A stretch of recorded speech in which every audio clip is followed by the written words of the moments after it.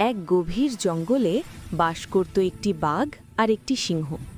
জঙ্গলের সবাই জানত তারা শুধু শক্তিশালী নয়, তারা ছিল খুব ভালো বন্ধু। প্রতিদিন একসাথে শিকার করত, নদীর ধারে বসে গল্প করত, আর রাতে চাঁদের আলোয় পাহারা দিত পুরো বন। বাঘটি ছিল চঞ্চল আর সাহসী, আর সিংহটি ছিল শান্ত, বুদ্ধিমান ও দয়ালু। দুজনে মিলেই জঙ্গলটাকে নিরাপদ রাখত। একদিন ভোরবেলা বাঘটি বলল, আজ আমি জঙ্গলের অন্য পাশে ঘুরে আসব, শুনেছি সেখানে নতুন জলাশয় হয়েছে। সিংহ হেসে বলল, সাবধানে যেও বন্ধু, সন্ধ্যার আগেই ফিরে এসো।